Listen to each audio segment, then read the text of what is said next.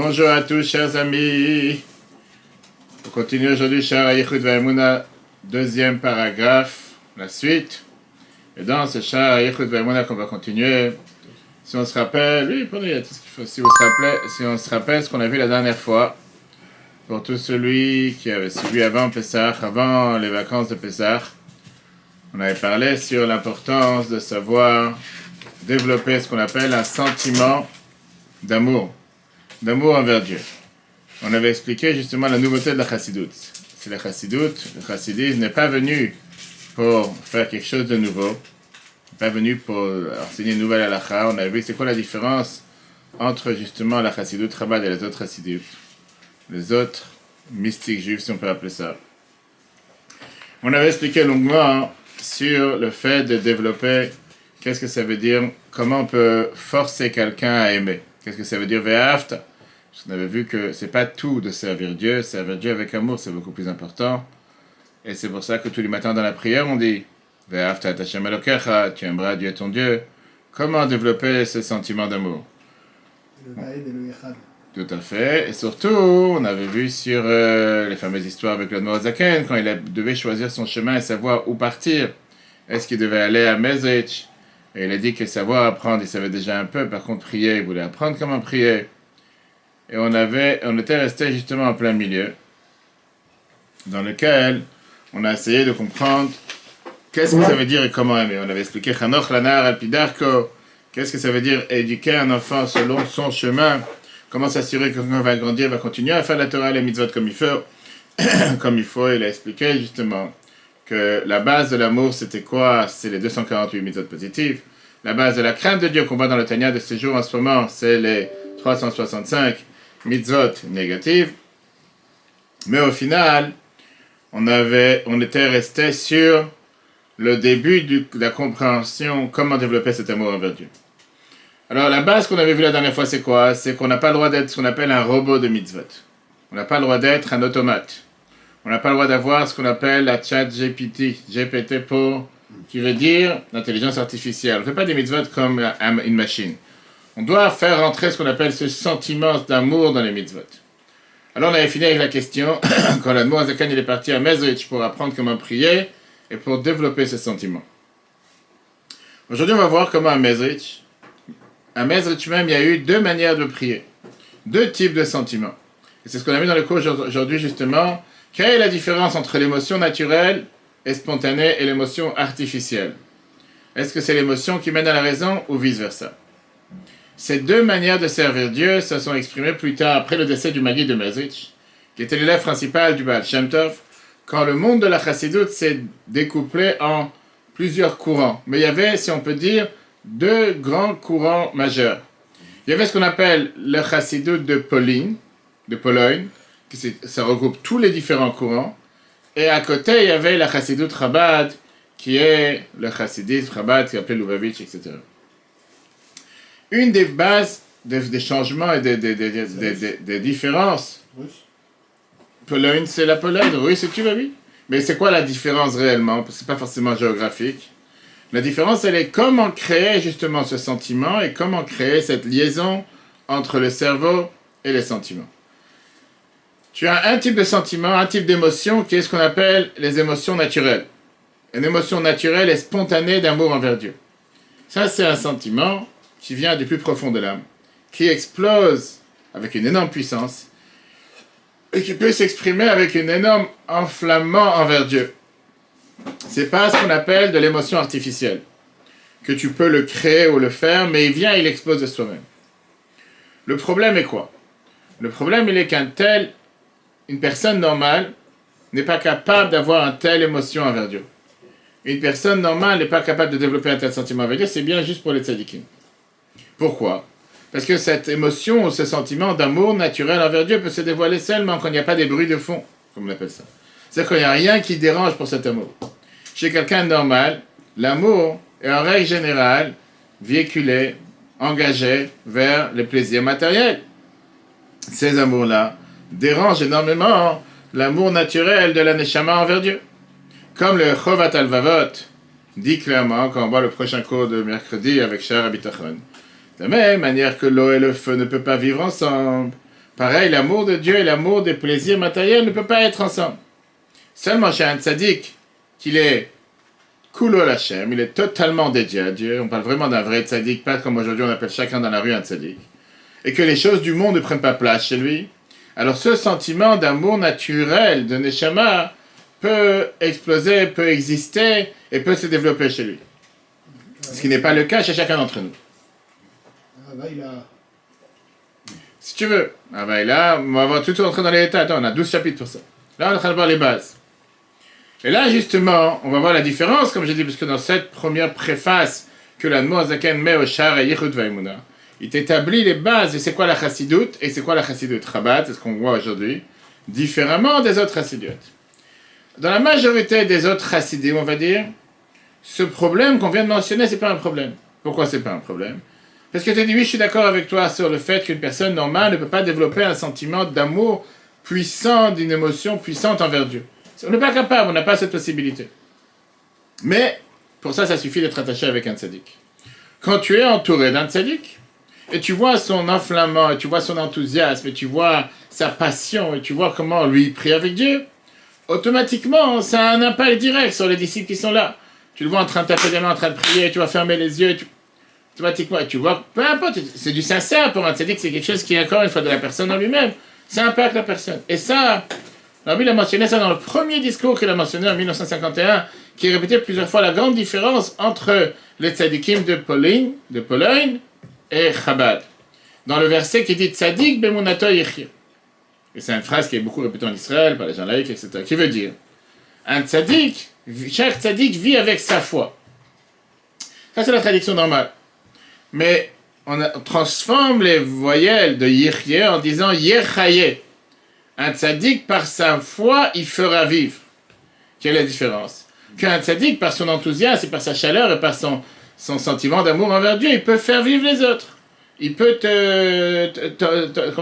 t'entraîner dans ce courant, t'entraîner dans ce mouvement, et faire en sorte que le fait que tu vois l'amour que le tzaddik développe envers Dieu, automatiquement tu es aussi touché, tu es aussi atteint. Sauf, ça c'est la grande différence avec Rabat qu'on va voir après, c'est un amour qui est plutôt superficiel. Pour toi. Pourquoi? Parce que toi, tu n'es pas un tzaddik. Donc au moment où tu es proche du tzaddik, tu as prié avec le tzaddik, tu es parti prier, pèleriner sur telle tombe, tu as vu 20 000 personnes prier avec toi, comme certains font un pèlerinage à Ouman ou ailleurs. Tu es enveloppé, Mais qu'est-ce qui reste après, dans la vie de tous les jours? Ça, c'est déjà une autre question. On a plusieurs exemples qui sont racontés. Le rabbi Aaron de Karlin. Pareil, donc il y a beaucoup de courants de chassidisme. On disait que quand il arrivait Rosh Hashanah au mot, qu'on dit tous les Shabbats dans la prière, Amelech Yoshev Al-Tiseiram Benissa, que Dieu est présent, il est assis sur la chaise, il est le Tout-Puissant, et il est en train de juger aujourd'hui le peuple juif. Il tombait, il s'évanouissait de cette émotion et de cette crainte du jour du jugement. C'était le rabbi, c'était pas forcément les disciples. Rabbi Nachum de Tchernobyl, on disait que quand il faisait Kiddush, il remplissait le verre, il tremblait tellement en train de faire Kiddush, et le verre se renversait presque, il fallait lui tenir le verre avec lui. Rabbi Levi Yitzhak de Berditchev, on te dit que quand il disait la bracha tous les matins, qu'on fait nous tous tous les matins, chez l'O à Sanigoy, il remercie Dieu de la part avoir créé non-juif. Il dansait de joie et on ne pouvait pas le contenir. Maintenant, on prie tous, je ne sais pas parce qu'on est raciste, du fait qu'un non-juif n'a pas les 613 commandements. Mais quand tu le dis tous les matins, la rigueur, bon, tu parles ça, tu te mets à danser. Il y a beaucoup d'autres histoires sur lui. On raconte même sur l'Admor Hazaken que, a priori, le Tanya, c'est tout pour nous contrer, pour nous montrer le côté cérébral plutôt que le côté sentimental. Qu'il priait avec une telle engouement, une telle passion, un tel attachement avec Dieu que parfois même ils se roulaient par terre pendant la prière. Jusqu'à ce qu'ils avaient mis parfois des tapis pour pas qu'ils se fassent mal quand ils se roulaient par terre de sa prière, etc. Maintenant, imagine-toi qu'une personne vient dans une telle synagogue. Il voit un tzaddik qui prie de cette manière-là. Il voit sa passion, il voit son engouement, il voit cet enflammement, il voit cette force avec laquelle il prie Dieu, qui reflète de cette personne, qui ressort de cette personne. C'est sûr que la personne va être imprégnée. Si c'est pas quelqu'un qui a un cœur en pierre, bien sûr qu'il va être touché. Il va se dire, c'est magnifique de voir une personne qui verse des larmes et qui prie et qui crie de toutes ses forces et qui tape de main. Il va recevoir un petit peu de l'impact de cette personne. Et cette fille-là, sa prière va voilà totalement le contraire. Il rentre à la maison rechargé avec une batterie pleine, mais c'est une batterie d'une Tesla qui a pris quelques kilomètres. Il faut commencer à trouver une borne pour la recharger encore une fois. Sur le moment, sur la journée, sur la matinée, il va servir Dieu de manière différente. Mais qu'est-ce qu'il en reste après? Contrairement au rabbi, qu'on a eu la chance de connaître dans notre génération, et les rabbis Chabad la même chose, le chassidisme Chabad qui est totalement différent. Quand on a eu la chance de prier avec le rabbi, il n'y avait rien qui reflétait à l'extérieur. Mais absolument rien. C'était presque, on dirait, une statue qui regardait dans son sidour du début de la prière jusqu'à la fin. Jamais tourner les yeux, jamais taper des mains. Bien sûr, il y avait des moments quand il encourageait les chants, mais ça c'était Shabbat, mais dans la semaine, absolument rien. Je pensais que c'était un être humain simple qui est en train de prier, regarder dans son sidour. Pas seulement ça, combien de fois le rabbi a crié sur le fait qu'il ne voulait pas que les gens le regardent pendant la prière, parce qu'il disait pendant que tu es en train de prier, tu dois te consacrer à Dieu, prier vers Dieu, et penser à ce que tu dis, et pas regarder sur un être humain, chair et en os. Un fameux discours en 84, que le rabbi a dit, si jamais les gens ne vont pas arrêter de regarder vers quelqu'un, puis il faut le rabbi parler aux troisième personnes, je serai obligé moi-même de descendre de ma place, prendre un sidour, le donner à chacun, et moi m'enfermer dans mon bureau, prier tout seul, et pas pouvoir prier avec Minyan. À tel point ça l'a dérangé. Tu es venu pour prier à Dieu, pour regarder ton sidour, que tu regardes sur une personne. Et ça, justement, c'est la différence. Parce que cette approche qu'on vient de voir, qu'un tzaddik fait vivre par sa foi, il enthousiasme les autres par sa chaleur, par son émotion, c'est pas du tout l'approche du livre du Tanya. Admor Zaken, il a écrit le premier partie du Tanya qu'on a appris, qu'on a fini, qu'on peut revoir sur Torah.fr, Sefer Shel Beinonim. Sefer Shel Beinonim, qu'est-ce que ça veut dire? Un livre pour les personnes intermédiaires. Pour les personnes lambda, pour les personnes comme chacun d'entre nous. Le Admor Zaken, il essaie de nous mettre dans la tête, mets-toi dans la tête une fois pour toutes, tu n'es pas fait pour être un tzaddik. Ton rôle sur terre, c'est d'être un Benoni. Qui veut dire, va pas chercher à attraper des grands niveaux, des grandes échelles. C'est pas pour toi, c'est pas fait pour toi, on n'est pas fait pour toi. Tu dois essayer de tout faire ce qui dépend de tes capacités, de ta neshama, de ton don, etc. Oui, bien sûr, quelques personnes sur terre sont faites pour être des tzaddikim. Mais il n'y en a pas des dizaines de milliers. Il n'y en a pas non plus des milliers, il n'y en a pas des centaines. De eux, on leur demande de se comporter de manière pareille. Mais la grande majorité des gens, on demande à chacun d'entre nous, Aleva et Benoni, comme on a vu dans le chapitre 14. Aleva que tu sois déjà quelqu'un d'intermédiaire, que tu sers Dieu. On a vu un Benoni, c'est quelqu'un qui ne fait aucun péché au moment où il décide d'être Benoni. Et donc, il ne faut pas chercher l'amour qui est adapté avec un tzaddik. Mais chercher cet amour envers Dieu, cette passion envers Dieu qui est adaptée avec n'importe quelle personne normale. Alors, quelle différence avec ce verset dont on a bien mentionné le premier discours? Nous, on ne dit pas tzaddik be'emunato yechaye, qu'un tzaddik fait vivre les autres par sa foi en Dieu, ça impacte les autres, ce qu'on appelle des dégâts collatéraux, mais yichye, chacun doit vivre avec sa foi. Qui veut dire, c'est tellement une des bases fondamentales de la Chassidut Chabad, dans laquelle, et justement, dans son premier discours officiel, en 51, il disait que chacun doit servir Dieu avec ses propres forces, avec ton niveau. Et le tzaddik n'est pas là pour faire ton travail à ta place. En disant, bien sûr, qu'être attaché à un tzaddik, c'est un point central dans la Chassidut, et la Chassidut Chabad particulièrement. Mais le tzaddik, il est là pour te guider, pour te montrer, pour t'aider, pour te donner des conseils, comment avancer spirituellement. Mais l'essentiel du travail, c'est à toi de le faire. Chacun doit le faire en fonction de ses traits de caractère, en fonction de ses capacités. Tu peux toujours avoir de l'aide, tu peux toujours t'envoyer une bénédiction, t'aider. Mais le travail en soi, c'est toi qui le fais. Personne ne le fera à ta place. Et donc, quand on dit dans la tefila tous les matins, tu aimeras Dieu ton Dieu, on ne va pas t'appuyer sur l'amour du tzaddik. C'est pas parce que tu es attaché avec un tzaddik qui adore Dieu et qui prie Dieu pendant 3 heures que je m'attache avec lui et il fera le travail pour moi. Non, il ne fera pas de travail pour toi. C'est à toi de créer cet amour qui dépend de chacun d'entre nous à titre personnel. Et l'amour d'une personne n'est pas l'amour d'une autre personne. Et c'est ce qu'on va voir dans la deuxième moitié du cours aujourd'hui. Comment développer cet amour? D'ailleurs, on verra ça aussi bien sûr dans le prochain cours, qui est le premier chapitre, que pour l'instant, on est toujours dans la préface. Viens, l'Admor Zaken te développe. Quel est ce premier type d'amour? Et il t'exprime des mots qui viennent exprimer cette force puissante de qu'est-ce que ça veut dire l'amour envers Dieu. Je dis, on parle d'un amour naturel. Un amour qui amène à être totalement effacé face à Dieu. On a vu ça la semaine dernière. La semaine dernière, dans la paracha Shmini, on a vu avec les enfants d'Aaron, qui sont partis amener un sacrifice alors qu'il ne fallait pas. Et parce qu'ils voulaient tellement être enveloppés dans cet amour, dans cette extase face à Dieu, et que malheureusement, ils sont partis de ce monde. C'était pas le moment, c'était pas l'endroit. On a dit tout à l'heure que pour avoir cet amour, qui est un amour totalement naturel, jusqu'à avoir une telle joie et un tel plaisir envers Dieu, il faut 2 conditions. Et 2 conditions dures. Et c'est pour ça que c'est pas fait pour tout le monde.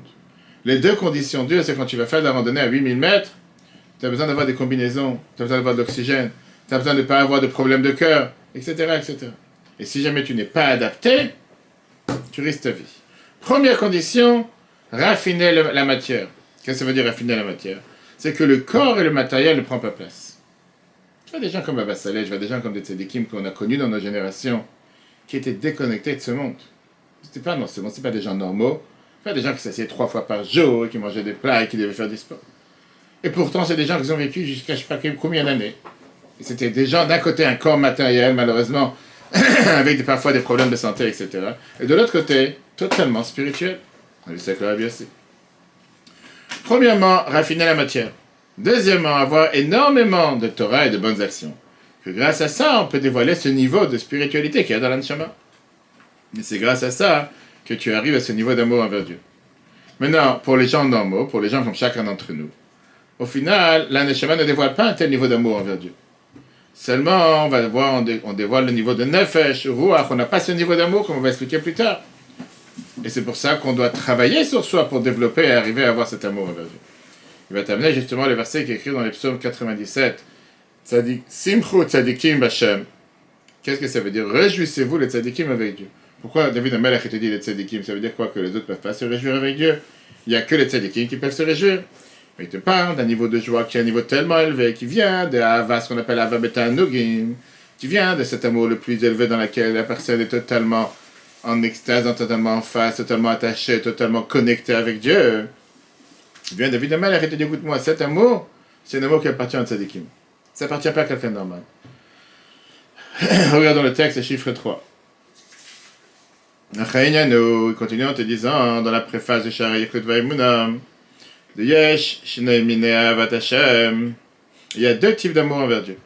Achat, la première, c'est quoi? C'est un amour, Klot HaNefesh, Betiva El Bora. C'est le fait d'avoir ce qu'on appelle la Klot HaNefesh, de voir la disparition de l'âme, naturellement, vers son Créateur. Kasher Tzitgaber Nefesh HaSichlit Al HaChomer. Quand, le chiffre 3, quand l'âme, cérébrale, va se renforcer sur la matière du corps, Vetashpileo, elle va le rabaisser, Vetachnieo Tartea, elle va le faire plier sous ses besoins. On parle bien sûr de l'âme divine. Azaï, à ce moment-là, Titlaev et Titlaet, elle va s'enflammer, elle va s'exciter, cette âme Béchalev avec cette flamme, alors l'âme est l'air, qui va monter d'elle-même, puisqu'elle a réussi à combattre et à se séparer tellement des plaisirs matériels, automatiquement elle va se sentir tellement élevée. Vetagel, vetismar, b'Hashem osa. Elle va se réjouir et s'enthousiasmer avec Dieu qui l'a créé. Vetitaneg al Hashem, ta'anug nifla. Elle va être avec ce plaisir sur Dieu et sur tous les bienfaits de Dieu, avec un énorme plaisir. Qui peut être capable d'avoir un tel amour envers Dieu? Azochim le malat avar abazo. Celui qui a la capacité d'avoir un tel grand amour, est manikreim tzadikim. Ça, c'est ceux qui sont appelés les tzadikim, qui dirent comme c'est écrit. Simchu tzadikim b'Hashem, on l'a vu dans le Télim, psaume 97. David Amelech, il te dit, réjouissez-vous les tzadikim en Dieu. Ah, mais le Rebbe Morazakan te prévient tout de suite. Lo kol adam zochelezeh. Pas n'importe quelle personne peut mériter d'avoir un tel amour envers Dieu. Qui? Parce que pour arriver à un tel amour, la zet tzarich, on a besoin, il est demandé de toi, d'avoir ce qu'on appelle zikuch hachomer, le raffinement de la matière du corps, meod, énormément. Travailler sur sa personnalité, travailler sur le matériel, c'est pas quelque chose qui est facile. Vegam, on te demande aussi d'apprendre la Torah, Masim Tovim Arbe, d'apprendre énormément de Torah et de bonnes actions. Tout ça pourquoi? L'iskot, le Neshama Eliana, pour mériter à avoir cette Neshama d'en haut, le niveau de Neshama, on parle, chez le Mala, qui est beaucoup plus haut, beaucoup plus élevé, le Madrega, Ruach ve Nefesh, le niveau de Ruach ve Nefesh, les autres niveaux de la Neshama, c'est que les 5 niveaux de la Neshama, moi, chez Katoub, Reshit Rochma, chez Arava, comme c'est écrit dans le livre Reshit Rochma, l'apport de l'amour. Prochaine histoire nous montre ces 2 chemins qu'avaient les élèves du Maguid de Mezrich dans la question comment prier. C'est ce qu'on est en train d'apprendre.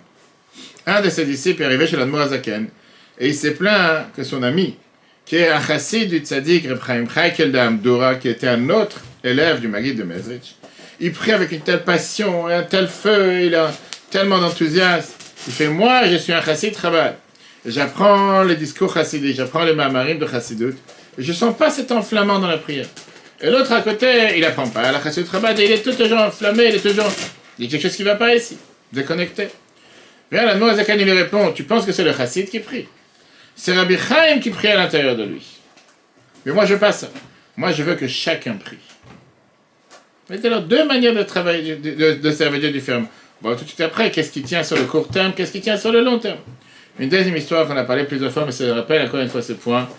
Il y avait une fois, le Rabbi a demandé de la direction de la yeshiva de Chabad à New York d'essayer de parler avec un bachot, un élève de la yeshiva qui commençait à toucher sa barbe, à raser la barbe. C'était pas tellement intéressant, c'était pas quelque chose qu'il fallait faire. De lui demander qu'il laisse pousser la barbe.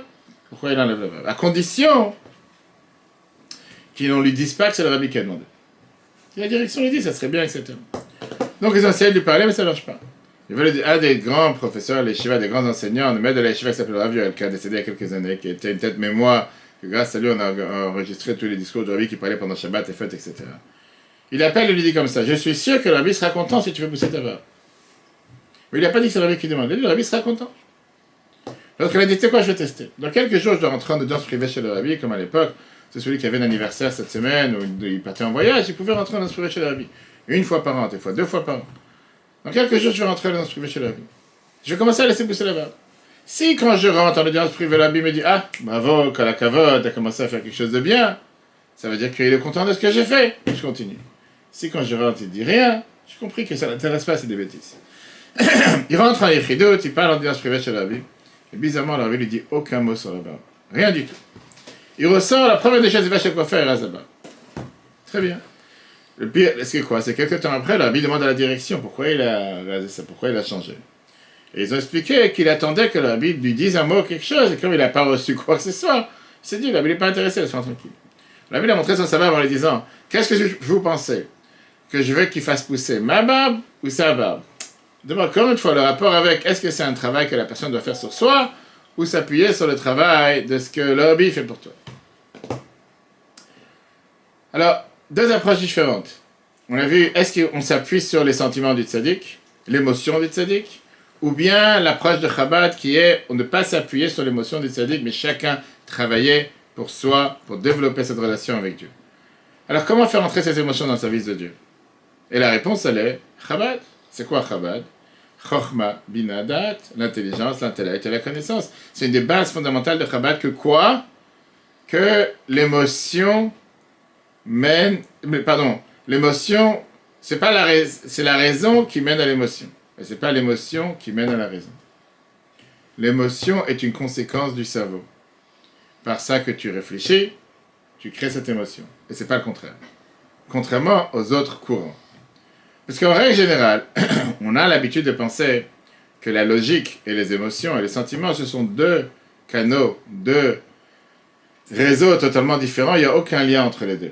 L'émotionnel et le rationnel, apparemment, ils ont l'air d'être totalement contraires. Comme si un sentiment instinctif, spontané, aveugle, n'est aucunement attaché au cerveau. Et c'est la logique. La vérité, elle est que même des sentiments, même des émotions, qui ont l'air d'être des instincts naturels, ils commencent quelque part par le cerveau. Et là, moi, Zaken vous donner deux exemples. On va tout de suite, après, on verra à la fin, si Dieu veut, j'espère qu'on arrivera aujourd'hui avec un merveilleux rencontre entre le Rabbi Rachab et Sigmund Freud, psychanalyste. La peur. Quand un enfant, il va en train de se rouler par terre vers l'abîme ou vers un trou. Il est très calme. Pour lui, c'est un jeu. La mère, elle est hystérique. Quelle est la différence? La différence ne commence pas dans le sentiment, dans l'émotion. La différence commence dans le cerveau. La mère comprend le danger qu'il y a dans le trou. Et elle sait que s'il se rapproche de la rue ou du trou ou quoi que ce soit, pour ça elle est hystérique, pour ça elle crie, elle panique. L'enfant ne comprend pas c'est quoi le danger. Et puisqu'il ne comprend pas c'est quoi le danger, pour ça il avance vers le trou. Il avance vers la rue. C'est pour ça que les premiers jours de la vie d'un enfant, il ne dévoile pas encore ni des sentiments d'amour, ni de colère, et ni du fait qu'il est, comme on appelle ça, qu'il est déçu. La seule chose qui s'est développée, c'est de la peine. Parce qu'il n'est pas encore apte à expliquer avec son cerveau et comprendre ce qui se passe autour de lui. Ça, c'est pour un bébé. La colère. Quand quelqu'un il s'énerve, qu'est-ce qui se passe en réalité? Parce qu'il a compris dans son cerveau qu'il y a quelque chose qui se passe contre lui.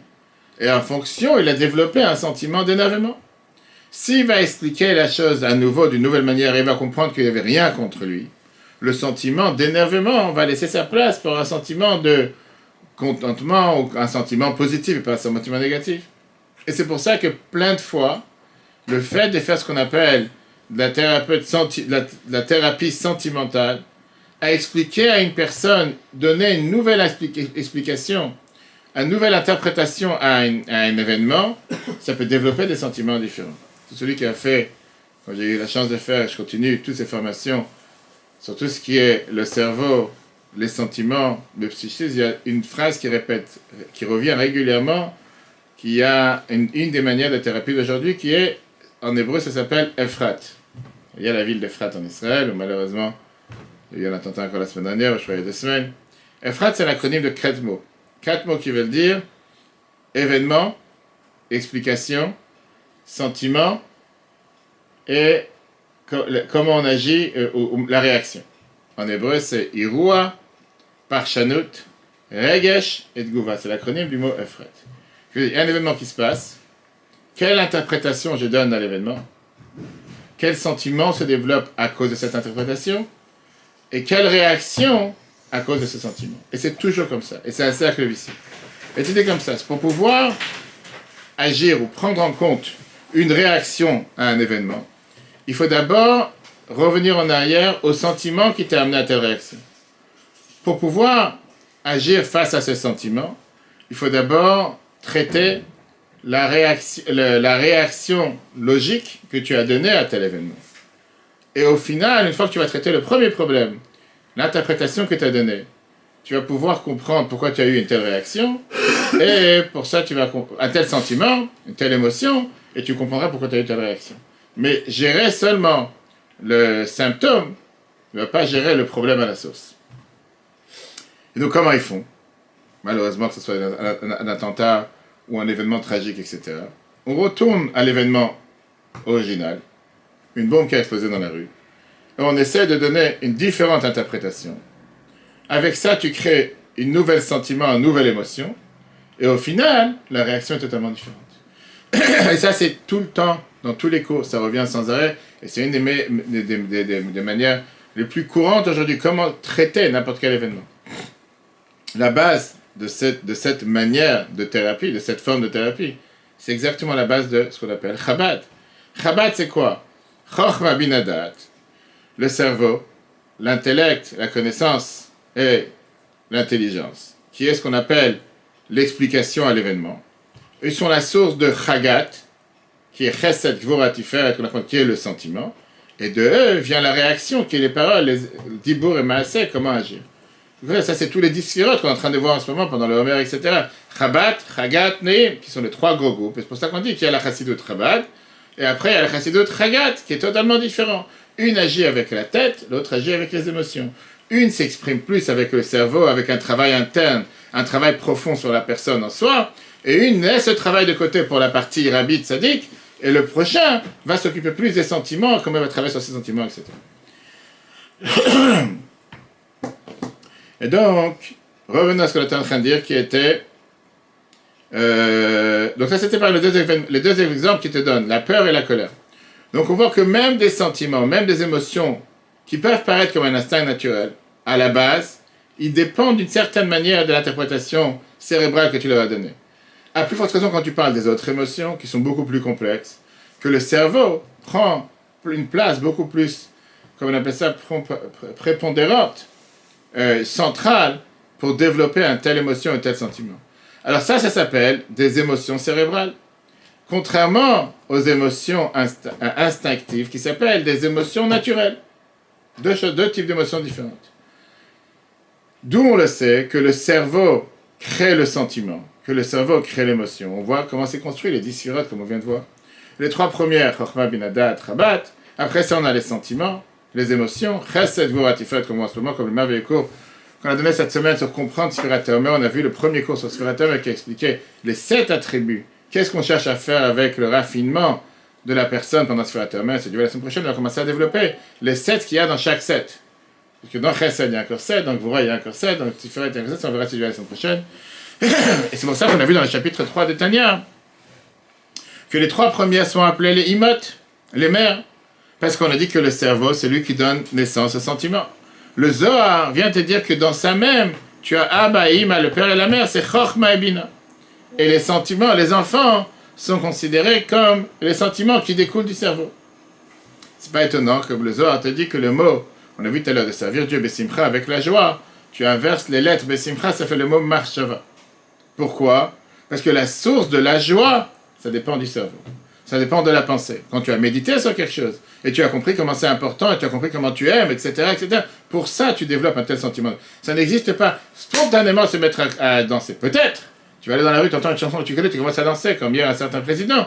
Mais c'est pas pour ça que c'est quelque chose qui va rester. Et donc, quand on veut agir sur les sentiments, sur les émotions, ou quand on veut réveiller les émotions, moi, ce que je te dis, moi, je pense que le plus important, ça commence dans le cerveau. Et ça se résume en un mot qui revient sans arrêt, que ce soit dans la chassidut en général, it, bo, ne, nut. Pas it, bo, de doute. It, bo, ne, nut. It, bo, ne, ça veut dire la méditation. Réfléchir avant de faire quelque chose. Pourquoi la Gemara Brachot te dit que tu n'as pas le droit de prier si avant ça, tu n'as pas commencé, tu t'es pas consacré. Un homme dit, me palais la mitor koved rosh. D'abord, médite à qu'est-ce que tu vas faire.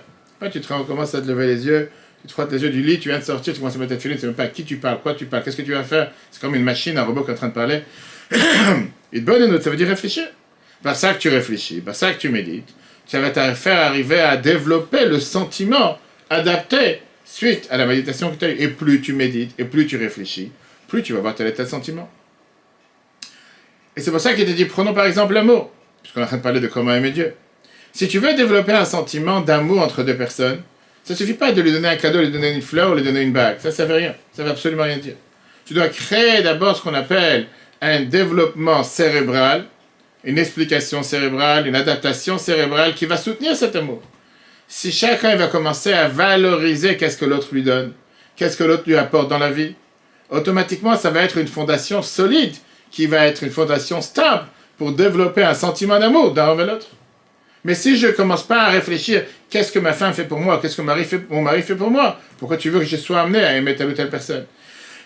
Puisque ici on est en train de vouloir amener, développer ce sentiment d'amour et d'enflammement envers Dieu, apprendre comment prier, pour pouvoir arriver à atteindre ce sentiment, cette émotion, il faut d'abord avoir une reconnaissance cérébrale de l'homme en Dieu et comprendre qu'est-ce que Dieu veut dire pour moi. Et c'est ce qu'on a vu dans les paragraphes précédents. On peut voir sur le Torah.fr, c'est la raison pour qu'on fait Psuké des Imra tous les matins, qu'on répète tous les matins la même chose. Pour tout ça, pour se préparer à l'Amida, pour développer, qu'est-ce que ça veut dire quand tu arrives à dire tu aimeras Dieu ton Dieu, d'abord, essaye de comprendre qu'est-ce que Dieu fait pour toi, et après tu vas comprendre pour pouvoir l'aimer. Tout le temps que quelqu'un ne connaît pas et ne reconnaît pas dans son cerveau qu'est-ce que Dieu fait pour lui, il n'a aucun moyen de développer un sentiment d'amour envers Dieu. Et on comprend aussi du verset qu'on dit dans la Chumash Dvarim, on dit ça dans la Tfila, c'est tous les jours. Tu vas connaître aujourd'hui, le mot est dit la connaissance. Et une fois que tu vas connaître, tu vas pouvoir te rapprocher de Dieu. David Amelech, quand il ordonne son fils Shlomo Amelech dans son testament, il dit va connaître Dieu. Et après ça, et après ça, tu vas pouvoir le servir. Rambam Maïmonide, dans la mitzvah on commence, si Dieu veut, ce Shabbat, on termine le cycle de Rambam encore une fois. Pour la 45e fois, c'est important de recommencer le cycle à nouveau à partir de dimanche. Ce cycle d'études annuelles dans lequel on s'unit tous les Juifs du monde entier pour apprendre justement toute la Torah en un an. Dans les lois des fondements de la Torah, Rambam te dit qu'est-ce que ça veut dire la mitzvah d'aimer Dieu? Comment tu vas pouvoir aimer et craindre Dieu? Maïmonide te dit il y a 1000 ans. Quand quelqu'un va méditer, va réfléchir sur la grandeur de Dieu, qu'est-ce que Dieu fait pour toi, etc., automatiquement il développer ses sentiments d'amour envers Dieu. Et donc, l'avantage d'un sentiment qui est travaillé, et pas un sentiment, comme on l'a dit tout à l'heure, une émotion artificielle, mais une émotion qui est basée sur la réflexion, la méditation, la compréhension, il y a plusieurs avantages. Avantage numéro 1, c'est une émotion qui est beaucoup plus stable. Parce que l'émotion, c'est quelque chose qui change tout le temps. Quand c'est basé sur le cerveau, automatiquement, ça a un support, ça a une stabilité, et ça reste beaucoup plus longtemps. Comme j'ai dit tout à l'heure, tu peux prier avec un tzaddik. Tu sais, ce matin, j'ai prié, j'avais un tzaddik dans ma synagogue, il est venu, j'ai vu comment il priait, waouh, je me suis dit, je suis tellement à des kilomètres de lui, je vais commencer à me prier. Combien de temps ça va rester? Ça va rester de la journée, la matinée, le lendemain, il est parti, tu ne le vois plus, c'est terminé. Deuxièmement, l'impact de cette émotion sur la personne est beaucoup plus profonde. Ça veut dire que ça va s'exprimer avec tous les niveaux de la manière comment ça va avoir un impact direct sur le comportement de la personne générale. contrairement à un sentiment naturel qui ne dépend pas de ce qu'on appelle la méditation cérébrale, qui peut rester très superficiel, qui ne peut pas rentrer ou pénétrer à l'intérieur du psychisme de la personne et le changer dans ses actions quotidiennes. Et troisièmement, c'est quelque chose qui appartient à la personne lui-même. Et ce n'est pas quelque chose qui est basé sur les émotions de quelqu'un d'autre. C'est quelque chose que quand tu sors du concert, tu ne vas pas venir en larmes à la maison. Tu sors du concert, tu restes avec ce sentiment de joie qui va te continuer encore pendant des jours, voire des mois à venir. Parce que c'est ton travail interne et ce n'est pas quelque chose que tu as été imprégné de l'extérieur. Ça, c'est avec quoi il termine l'Admour HaZaken et te met ici, en réalité, les fondations de qu'est-ce que c'est le Chassidut Chabad.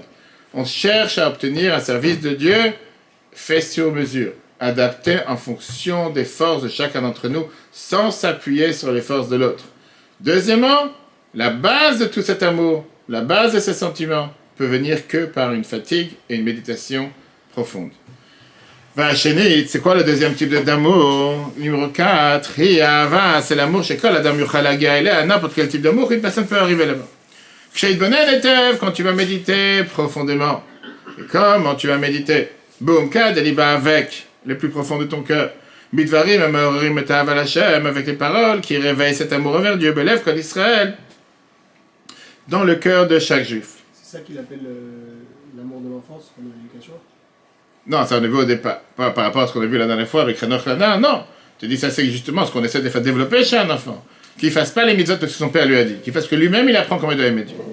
Quand il était là, le Rabbi Rachab, il a rencontré à Vienne le fameux psychologue Sigmund Freud, bien sûr un juif, qui était le père de la psychanalyse. Et on a vu plusieurs fois déjà dans les cours comment le Rabbi développait, plusieurs lettres, le Rabbi soutient la vie de Viktor Frankl, contrairement à Sigmund Freud.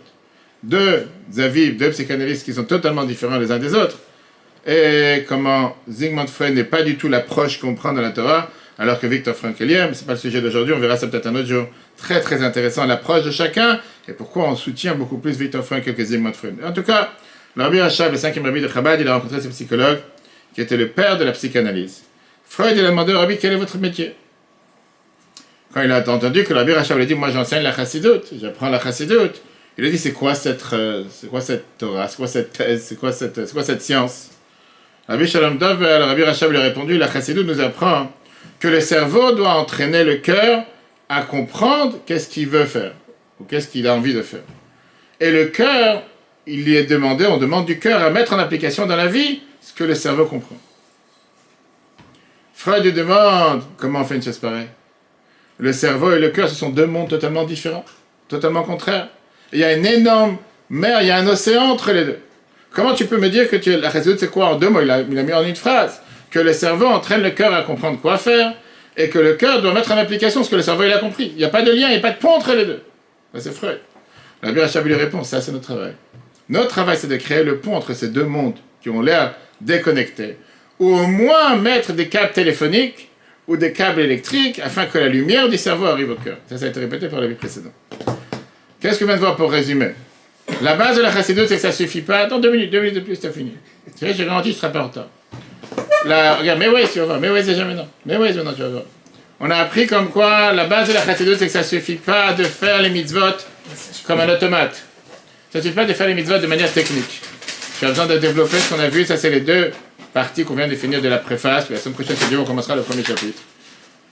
Non, même pas.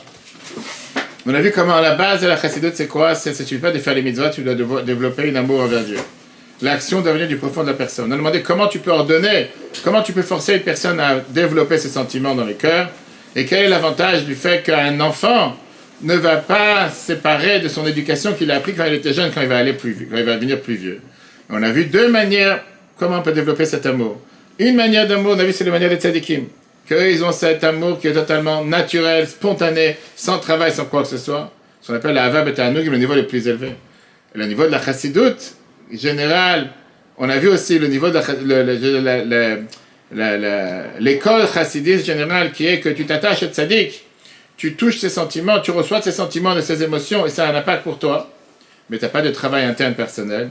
La deuxième manière, c'est le travail de chaque être humain, des bénonymes, qui font créer ces sentiments à travers la personne, à travers la méditation, à travers le travail personnel, et ça c'est le travail de Chabad. Alors on avait commencé le cours la semaine dernière avec les deux histoires et le paradoxe entre les deux, que l'Admour HaZaken est parti à Mezrich pour apprendre comment prier, qui est le sentiment, les émotions, et quand il est revenu, l'histoire qu'il a dit que maintenant il a compris, maintenant il sait qu'il y a un Dieu. La différence entre lui et la femme de ménage. Comment la fin est en rapport avec le début. Ces deux histoires se complètent l'une à l'autre. Et ça, c'est toute la nouveauté de Chabad. Première histoire t'enseigne comme quoi la chassidoute est faite pour t'apprendre comment prier. Ça ne suffit pas juste de dire des mots. C'est pas une action technique. Tu dois avoir ce qu'on appelle le sentiment dans le cœur. Lubavitch, ça vient du mot sentiment d'amour.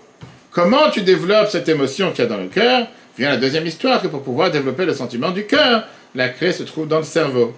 Pour apprendre comment prier, il faut savoir que l'autre il dit, moi je sais. Et c'est pour ça que la chassidoute Chabad, c'est énormément de livres, des centaines de livres de chassidoute et de discours tellement longs qui expliquent dans la manière la plus détaillée qu'on voit dans le Tanya, tout ce qui est attaché avec la connaissance de Dieu, l'âme de la personne. C'est pas juste des petites phrases, c'est pas juste des TikTok en 30 secondes, c'est pas des petits mots qui vont te réveiller, qui vont t'enthousiasmer, qui vont te faire comprendre, mais c'est apprendre de manière profonde, avec questions-réponses, analyser, comparer, pour comprendre qu'est-ce que c'est Dieu. Parce que c'est grâce à cette connaissance dans le cerveau, qui est la clé du service de Dieu dans le cœur, c'est ça qui te donne la possibilité de développer des vraies émotions, des vrais sentiments, et surtout des sentiments profonds et stables. Et c'est pour ça que c'est important d'apprendre ça. Écoute, Vaïmouna, Marie, ça va parler, on va plus tard rentrer dans les sujets les plus profonds.